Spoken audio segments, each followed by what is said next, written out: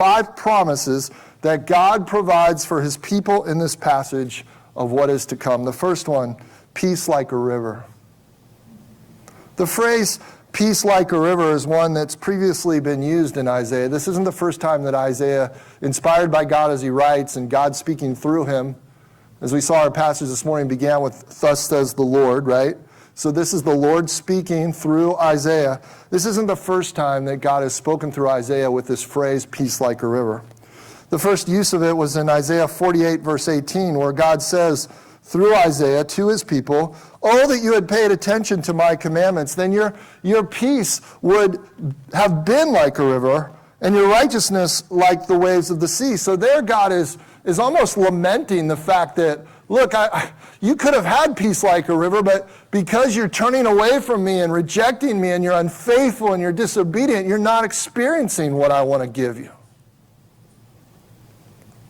What's lacking and deficient in God's people that's mentioned there, as we come to Isaiah 66, God's giving us a vision of what's to come in salvation when in the New Jerusalem, in the eternity with God that we will experience, there'll be complete and continual peace. This will be when God's people will fully and finally experience it.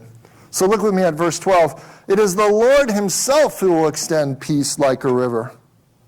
Peace was deficient before because of people's disobedience and sin. But in the day to come, peace will be extended to God's people. It'll be experienced by them.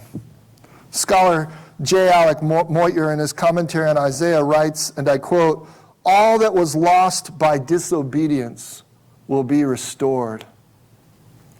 Peace restored.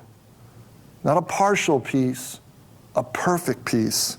Peace like a river. Do you lack peace in the here and now? So often we do, because we still have indwelling sin that exists in our lives, and we live in a world where sin exists. So sin so significantly impacts our lives personally. Sin can be forgiven in the here and now, absolutely, but it will not fully and finally be eradicated this side of heaven. But in the future state, in the new heavens and the new earth, when the new Jerusalem comes, all images of eternity in heaven, all that was lost by disobedience will be restored, as Motyer says. There will be peace like a river. Another scholar, John Oswalt, in his commentary writes this, and I quote, "Throughout the book, shalom, peace," which is the word used in the Hebrew Bible, shalom, which means peace, has been presented as the ultimate blessing of a true relationship with God, end quote.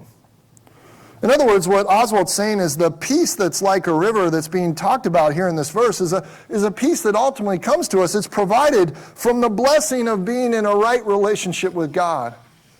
And that's hopeful, because I think we all look for peace in all kinds of places. Well-meaning places. If I just had, maybe if our relationship was, we have all kinds of thoughts. If I just got to go to this place or this vacation or get this promotion or accomplish this or that, fill in the blank, you think then I'll have peace. But the shalom of the Old Testament is a peace, a perfect peace that comes only through a right relationship with God. Oswalt continues and he says, and I quote, "Shalom is associated with the servant Messiah and his kingdom, and it's made available to his people through the servant Messiah's work." Isaiah 52:53 talks about that servant Messiah. He's a suffering servant, one who would take the iniquity of us all upon him. As Isaiah 53:6 says, "We all like sheep have gone astray. Each of us has turned to his own way, but the Lord has caused the iniquity of us all to fall on him." He takes the sin upon himself to bring about the forgiveness of sins for his people. That's the suffering servant. So this peace like a river comes through the Lord himself to his people. It's brought about by God. Do you long for peace? Particularly peace when you're in pain, peace when you feel anxious, when you feel the need for guidance, when you feel down and discouraged.